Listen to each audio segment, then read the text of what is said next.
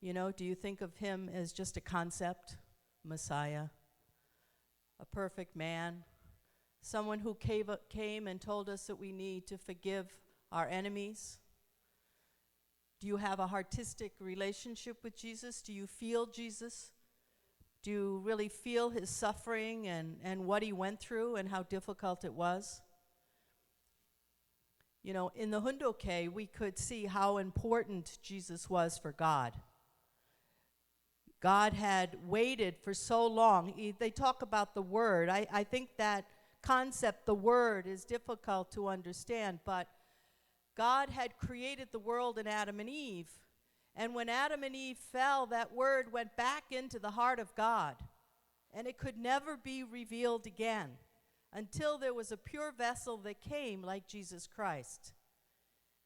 And then the Word of God, which is more important than the heart of God, because the Word of God expresses the heart of God.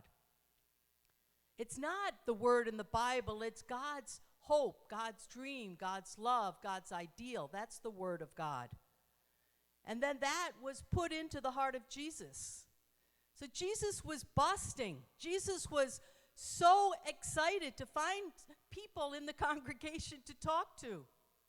And when no one showed up, he was so sad and so lonely and so miserable because he had something inside of him that was just incredibly important to reveal to the world. So, you know, this is the kind of life that Jesus lived. Constantly looking for someone to teach, constantly looking for someone that he could love, that he could express this message that God gave to him. And you know, True Father loved Jesus very much. In the beginning, that first speech that I had in Hunduke was from the 50s. In the 50s, if you look, really I found some wonderful speeches. You really have to look online, you know, tparents.org. They have all of Father's speeches. And he just loved Jesus so much, and he's talking about Jesus, all different aspects, everything. And even, you know, he understood such deep heart of Jesus. He even told us that unless Jesus had come, of course, or unless we have a relationship with Jesus, we can never understand true parents. That we need to understand the heart of Jesus in order to understand true parents. And now we're beginning to understand more and more how important this is. Our father became a Christian when he was very young. He was a very devout Christian. He wanted to know the answers to all the problems in the world, and he was praying to Jesus, and Jesus appeared to him. And when he accepted the mission from Jesus, that's when he inherited the position of Jesus. That's when his original sin was removed, which doesn't really mean much, honestly, brothers and sisters. What it means is his heart was one with Jesus, so he could inherit Jesus' lineage. He took the position of Jesus on earth. So, of course, we have to understand Jesus to understand true Father. So, let's see what else I wanted. Well, so there we go. So Father was very, very concerned that the world did not understand Jesus, and especially the people in Israel. So in 2003, on December 22nd, they had a very important event in Independence Park in Jerusalem. There were actually thousands and thousands of people there because they advertised it a lot. But for what I understand, those people were the Palestinians. There were many, many Palestinians that came. And this is the former national leader of Israel, Hod Ben-Zvi. And maybe you know the other sister. She's now the state leader of Arkansas, I think, or something, Miri. Miri. So, but they're pure Jews. And our true parents asked to please crown Jesus, and they were so pleased to have this kind of event. And you can see we have the crowns there on the chairs. And it was a very, very solemn event for them. But honestly, brothers and sisters, I don't think there were many people in the audience that had any idea of what was really going on. You know? So think about this situation. Here they are in Jerusalem. I think many of you have been to Jerusalem. Can you raise your hand if you've been? Yeah, right? So you know how heavy the spirit world is there. Right? It's really intense. And anyways, you know, the Jews have believed the same thing for 6,000 years, biblical years. And they're not about to change. Especially the Hasidic Jews or the more religious Jews. They're very, very strong about their tradition, and it doesn't matter if it doesn't make sense or if it doesn't feel correct, because that's what they've been doing, their ancestors have been doing for decades and centuries and millennia. So, you know, think about how heavy this was. Do you think it really comforted the heart of Jesus? I mean, yeah, the fact that a few of our Jewish members understood the essence of this and did this publicly probably comforted Jesus' heart to some extent. But of course it's not enough. So what do you think that Jesus was really expecting?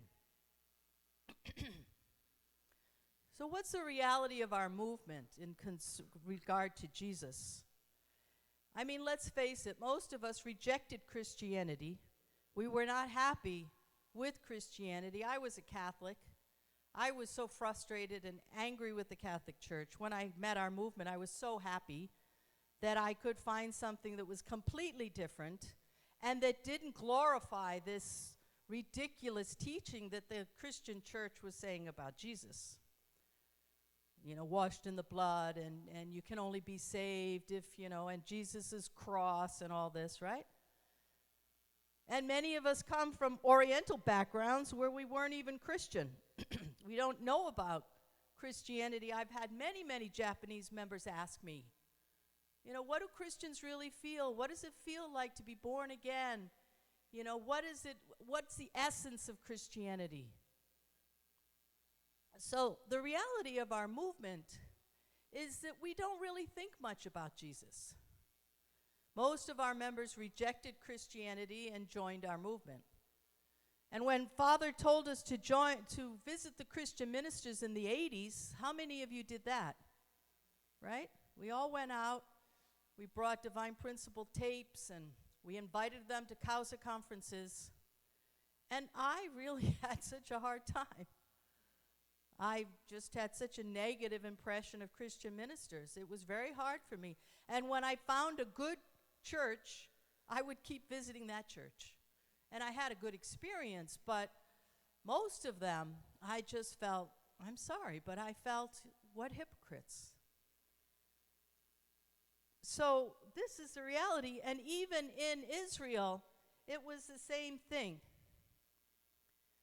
After the crowning of Jesus, there wasn't much done about Jesus. The members never really tried to help the Jewish people they were witnessing to or trying to reach out to understand Jesus. It's just too difficult to bridge that gap. So we've always had a big division between Christianity and our movement. We've always had this, oh, they're working with the ministers, and I'm, you know, with our movement. We've always had this kind of big gap, and we've never really understood the heart of Jesus. So recently, I was in Israel for about 40 days a little while before I came here, and we did a big Chumbo event. And it's really fascinating what's happening. We have a beautiful peace embassy now there, and there's a GPA group there now witnessing really nice young people from America. They have many stable Jewish members that have really dedicated themselves to the movement. And this Chumbo event, you know, these are members plus some Jewish guests and some Druze. Do anyone know what a Druze is? Yeah. So this is a kind of an offshoot of Islam, but it's kind of confused. Anyways, it's a very respected and prominent religious group in Syria, Lebanon, and Israel. And these people are extremely open-minded because they were persecuted themselves so much. So most of our tribes that are blessed in Israel are from the Druze community. So these ladies, I don't know how to do the thing here, but anyways, some of these ladies here in the back are all from the Druze community. But you know, it's very hard to witness to the Jews still. We will have very liberal Jews come, but to challenge and to witness to them is very difficult. So something very interesting happened at this event. I don't know if he's in this picture. Oh, here he is. This is one of our dear brothers, elder members, Israeli members. His name is Jeremy Jordan. And actually, he was born in England. He worked in Hong Kong for a long time. He was National Messiah for Colombia. And then after they finished their mission, they decided to go back, or to go to Israel, to become a citizen of Israel. He doesn't speak Hebrew so well, but his family is very, very religious. They're all rabbis. And he has his mission, his personal mission is to witness to rabbis. So he reaches out to rabbis. He tries to share Father's words. He's doing what the Israeli movement probably should have done a long time ago. He's liberated most of his ancestors, or all of his ancestors, and they were attending this event to support and to, you know, just have the experience. And he had a vision during that Chumbo event. And what did he see? He saw his ancestors in the spiritual world, and they were bowing to Jesus. His very religious, ancestors, not his physical relatives who are on the earth today, who usually don't even speak to him, but his ancestors are now honoring and praising Jesus and bowing before Jesus. So we were so moved. 2003 we did the crowning. And just now there seems to be something that's happening where at least the Jewish spirit world can understand Jesus and relate to Jesus. So how can we connect to the heart of Jesus? What can we do? This is really important for our life of faith and to make a very strong foundation. We have to understand that everything we're doing comes on the foundation of Jesus. This is how important Jesus is. So what does Jesus want?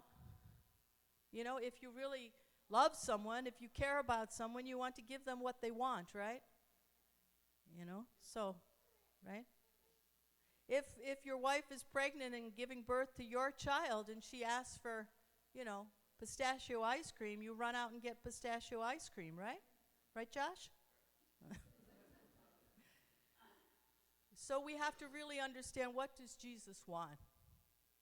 What is it that he's been longing for since he was born? We're celebrating Jesus' birth.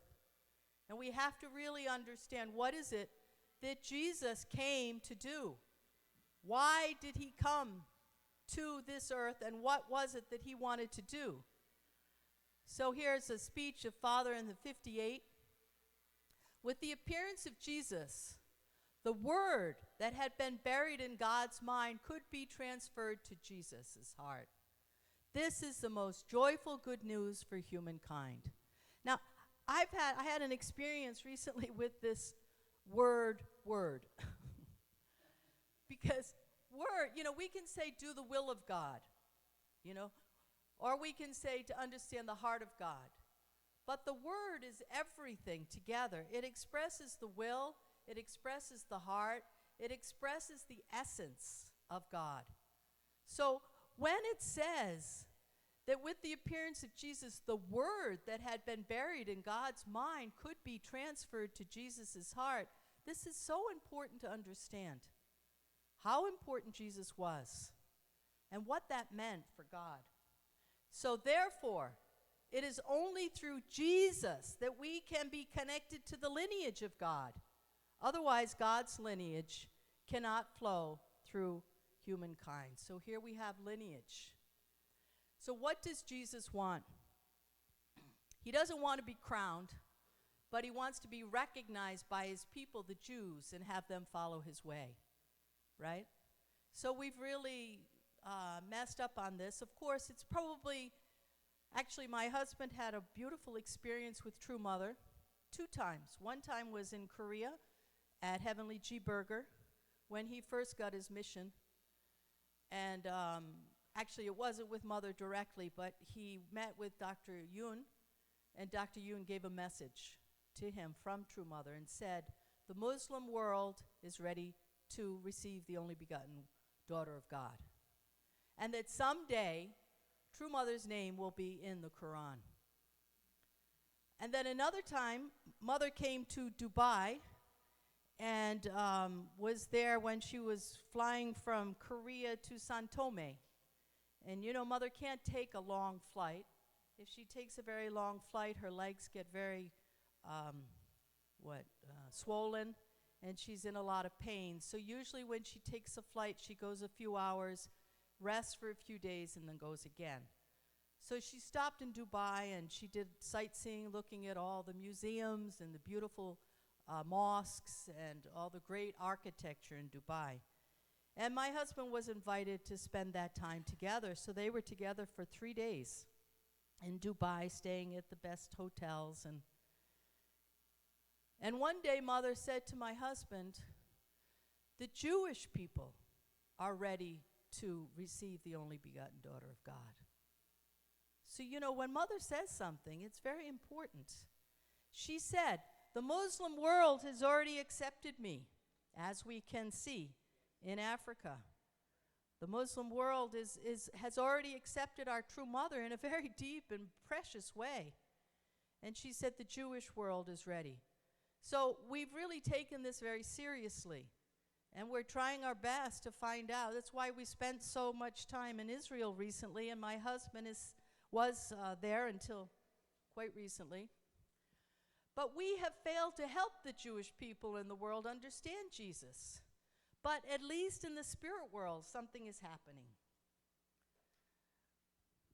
So those are the Jews. Who inherited that position, though? So if the Jews don't fulfill their responsibility, then, and I think the Jewish members are taking this very seriously, by the way. So I don't see it as a failure. It's just something that's taking a long time. But who inherited the position of the first Israel? Anyone else know besides Susan?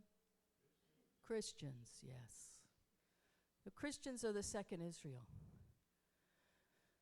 So even they're failing, but still they have the position, and we have to work together. So what did Mother say about Christianity? I don't know if she said this in America, but in Europe she said, Christians today do not understand the essence of Christianity. They miss it. They don't understand why Jesus came and what Jesus was supposed to do. So don't you think we should understand?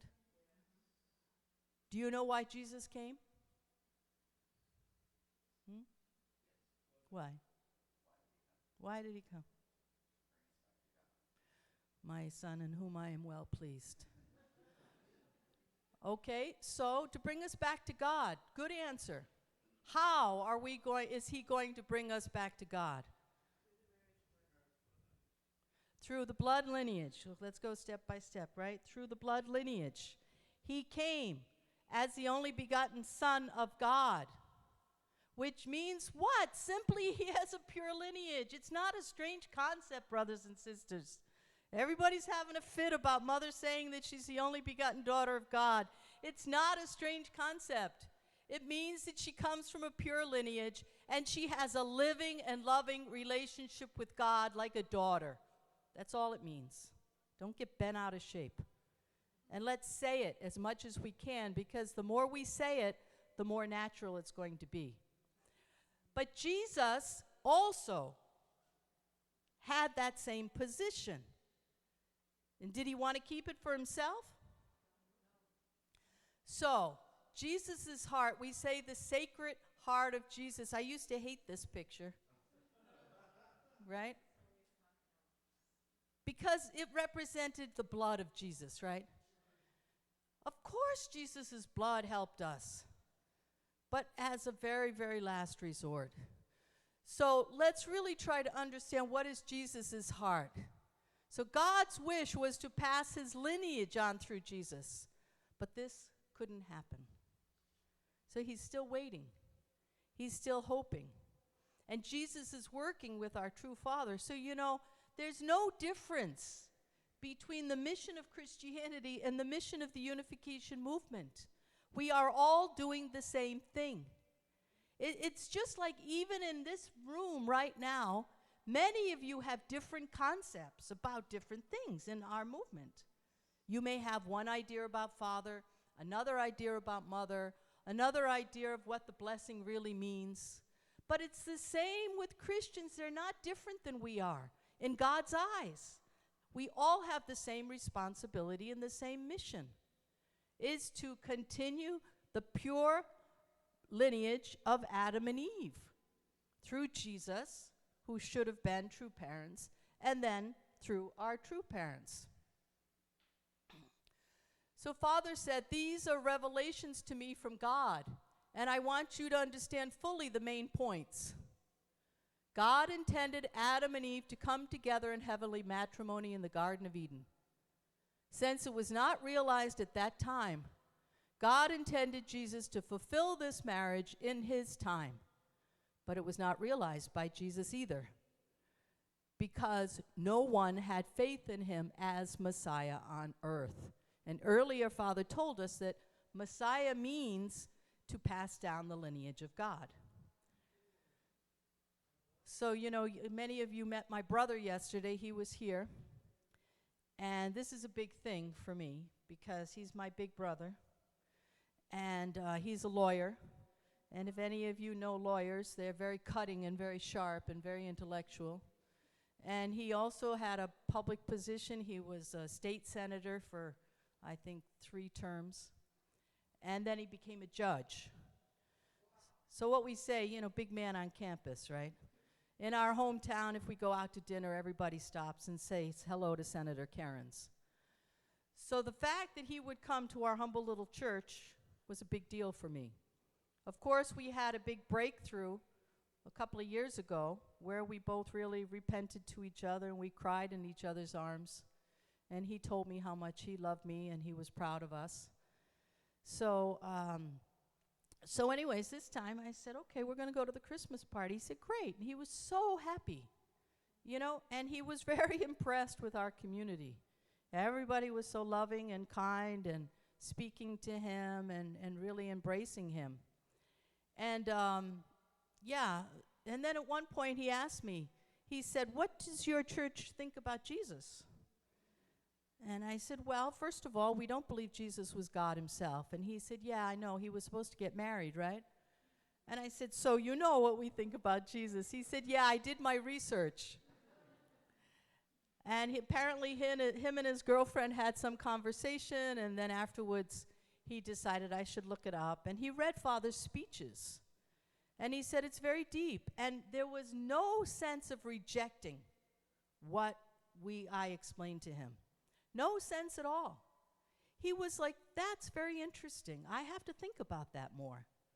Now, he was never that religious. Like I said, we grew up Catholic, but the girlfriend he has right now, he was divorced, I think, 16 years ago.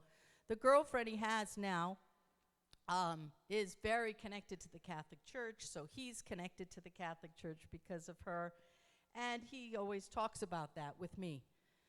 So, he's a little more accepting and open now. But I was so happy because we could talk about this very freely and very openly. And I realized that, it was not realized by Jesus because no one had faith in him as the Messiah on earth, so he couldn't say much.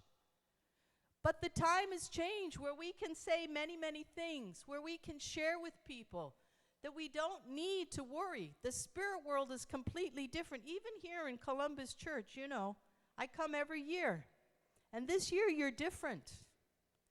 This year you're very happy and loving and you know, not that you weren't happy and loving before, but it's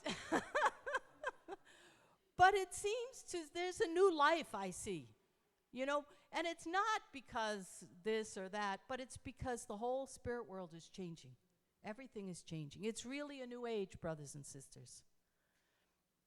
Jesus was the second Adam. It was God's will for him to be blessed in heavenly matrimony with the second Eve, his restored bride. God intended him to bring forth upon the earth his own sinless children. Then Jesus and his bride would have become the true parents for humankind, and all humankind would have found life by engrafting under them. Once God has achieved this high ideal as a standard, then there will be more such individuals and family coming into existence. Who's that? Who are these more individuals coming into existence? It's going to spread. The babies? What about you, Marianne? It's you. You are the people that God has been waiting for. And your children and your grandchildren. And the more you multiply, the more the better it is, right? So, this is the highest ideal of God and the deepest desire of humanity. Oh, and the highest ideal of humanity. This is the deepest, anyways. Only around this one center can all people and God eternally be happy and one. Only around this center of blessed families who have grafted into the lineage of God can the world change. Now, brothers and sisters, we have to really understand this. We have to understand. And if this doesn't expand, and if it doesn't develop, there's only one group of people that are responsible. So please, let's really understand. What I want to say is that today is the day of hope. It's a great day of hope.